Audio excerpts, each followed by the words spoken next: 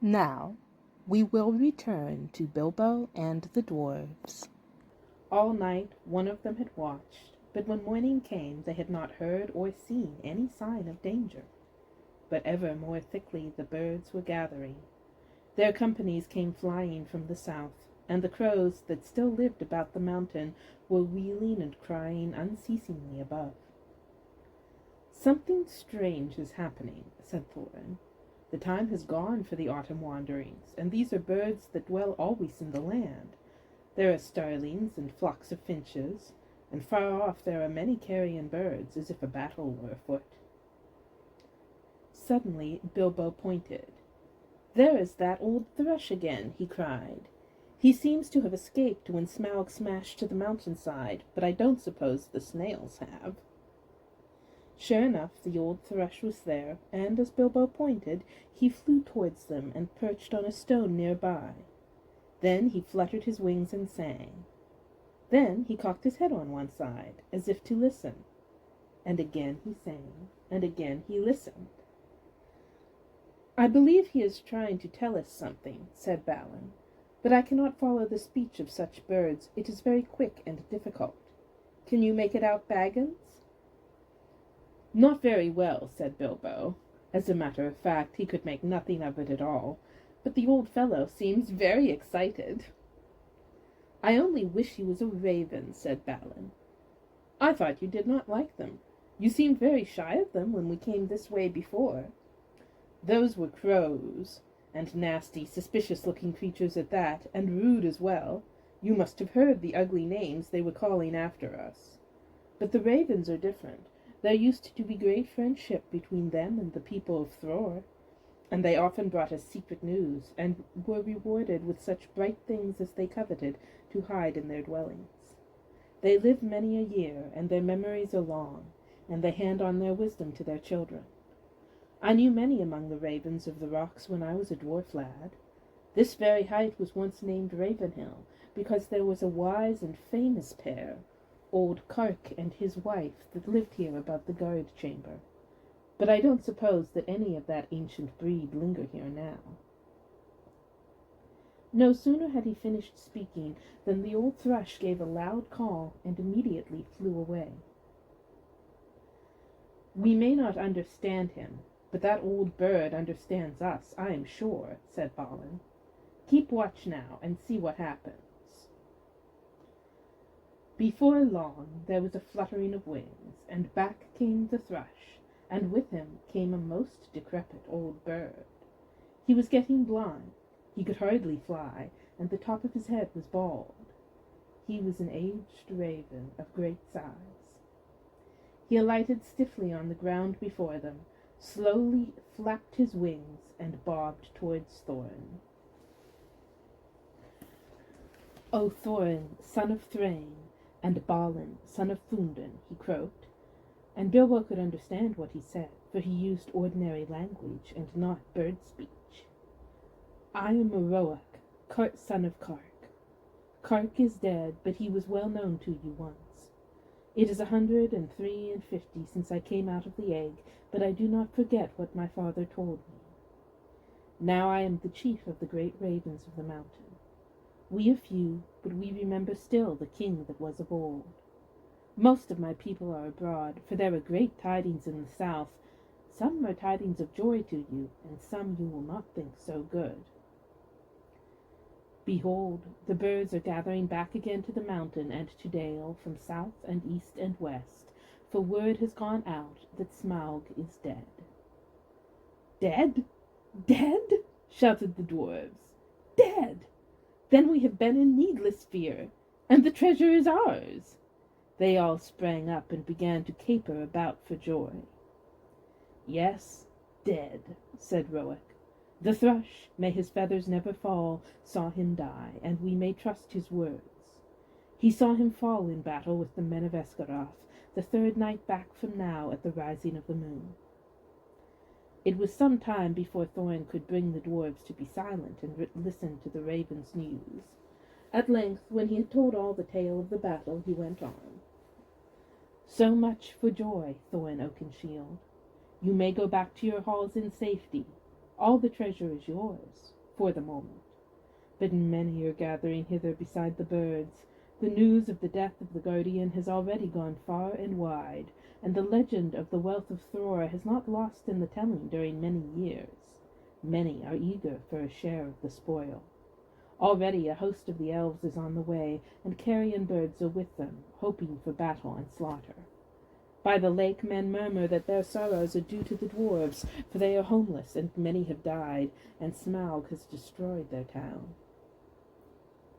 They too think to find amends from your treasure, whether you are alive or dead. Your own wisdom must decide your course, but 13 is small remnant of the great folk of Durin that once dwelt here, and now are scattered far. If you will listen to my counsel, you will not trust the master of the lake men, but rather him that shot the dragon with his bow. Bard is he, of the race of Dale, of the line of Girion. He is a grim man, but true. We would see peace once more among dwarves and men and elves after the long desolation, but it may cost you dear in gold. I have spoken. Then Thorn burst forth in anger. Our thanks, Roic, Kirk's son. You and your people shall not be forgotten. But none of our gold shall thieves take, or the violent carry off while we are alive. If you would earn our thanks still more, bring us news of any that draw near. Also, I would beg of you, if any of you are still young and strong of wing, that you will send messengers to our kin in the mountains of the north, both west from here and east, and tell them of our plight. But go specially to my cousin Dane in the Iron Hills, for he has many people well armed and dwells nearest to this place. Bid him hasten. I will not say if this counsel be good or bad, croaked Roic, but I will do what can be done. Then off he slowly flew. Back now to the mountain, cried Thorin. We have little time to lose. And little food to use, cried Bilbo, always practical on such points. In any case, he felt that the adventure was, properly speaking, over with the death of the dragon, in which he was much mistaken, and he would have given most of his share of the profits for the peaceful winding up of these affairs. Back to the mountain, cried the dwarves, as if they had not heard him, so back he had to go with them. As you have heard some of the events already, you will see that the dwarves still had some days before them. They explored the caverns once more, and found, as they expected, that only the front gate remained open. All the other gates, except, of course, the small secret door, had long ago been broken and blocked by Smaug, and no sign of them remained. So now they began to labor hard in fortifying the main entrance, and in making a new path that led from it. Tools were to be found in plenty, the miners and quarriers and builders of old had used, and at such work the dwarves were still very skilled. As they worked, the ravens brought them constant tidings. In this way they learned that the Elven King had turned aside to the lake, and they still had a breathing space. Better still, they heard that 3 of their ponies had escaped, and were wandering wild far down the banks of the running river, not far from where the rest of their stores had been left. So while the others went on with their work, Filly and Killy were sent, guided by a raven, to find the ponies and bring back all they could. They were 4 days gone, and by that time they knew that the joined armies of the lake men and the elves were hurrying toward the mountain. But now their hopes were higher, for they had food for some weeks, with care, chiefly cram, of course, and they were very tired of it, but cram is much better than nothing. And already the gate was blocked with a wall of squared stones laid dry, but very thick and high, across the opening. There were holes in the wall through which they could see, or shoot, but no entrance. They climbed in or out with ladders, and hauled stuff up with ropes. For the issuing of the stream, they had contrived a small, low arch under the new wall, but near the entrance they had so altered the narrow bed that a wide pool stretched from the mountain wall to the head of the fall over which the stream went towards Dale. Approach to the gate was now only possible, without swimming, along a narrow ledge to the cliff, to the right as one looked outwards from the wall. The ponies they had brought only to the head of the steps above the old bridge, and unloading them there, had bidden them return to their masters, and sent them back riderless to the south. There came a night when suddenly there were many lights, as of fires and torches, away south in Dale before them. "They have come," called Balin, "and their camp is very great. They must have come into the valley under the cover of dusk, along both banks of the river." That night the dwarfs slept little. The morning was still pale when they saw a company approaching. From behind their wall they watched them come up to the valley's head and climb slowly up. Before long they could see that both men of the lake, armed as if for war, and elvish bowmen were among them. At length the foremost of these climbed the tumbled rocks, and appeared at the top of the falls, and very great was their surprise to see the pool before them, and the gate blocked with a wall of new-hewn stone. As they stood, pointing and speaking to one another, Thorin hailed them. "Who are you," he called in a very loud voice, "that come as if in war to the gates of Thorin, son of Thrain, king under the mountain? And what do you desire?" But they answered nothing. Some turned swiftly back, and the others, after gazing for a while at the gate and its defenses, soon followed them. That day the camp was moved to the east of the river, right between the arms of the mountain. The rocks echoed then with voices and with song, as they had not done for many a day. There was the sound, too, of elven harps and of sweet music, and as it echoed up towards them, it seemed that the chill of the air was warmed, and they caught faintly the fragrance of woodland flowers blossoming in spring. Then Bilbo longed to escape from the dark fortress, and to go down and join in the mirth and feasting by the fires. Some of the younger dwarves were moved in their hearts too, and they muttered that they wished things had fallen out otherwise, and that they might welcome such folk as friends, but Thorin scowled. Then the dwarves themselves brought forth harps and instruments regained from the hoard, and made music to soften his mood. But their song was not as elvish song, and was much like the song they had sung long ago before in Bilbo's little hobbit hole. Under the mountain dark and tall, the king has come unto his hall. His foe is dead, the worm of dread, and ever so his foe shall fall. The sword is sharp, the spear is long, the arrow swift, the gate is strong, the heart is bold that looks on gold. The dwarfs no more shall suffer wrong. The dwarves of yore made mighty spells, while hammers fell like ringing bells in places deep where dark things sleep, in hollow halls beneath the fells. On silver necklaces they strung the light of stars, on crowns they hung the dragon fire from twisted wire, the melody of harps they rung.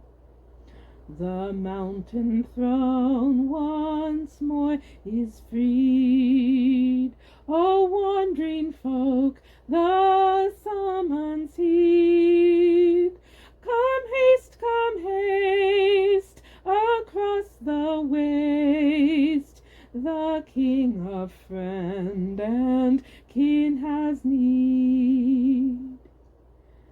Now call we over mountains cold. Come back unto the caverns old. Here at the gates king awaits, his hands are rich with gems and gold. The king is come unto his hall, under the mountain dark and tall. The worm of dread is slain and dead, and ever so our foes shall fall. This song appeared to please Thorin, and he smiled again and grew merry.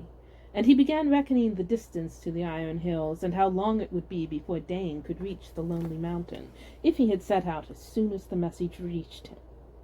But Bilbo's heart fell, both at the song and the talk. They sounded much too warlike.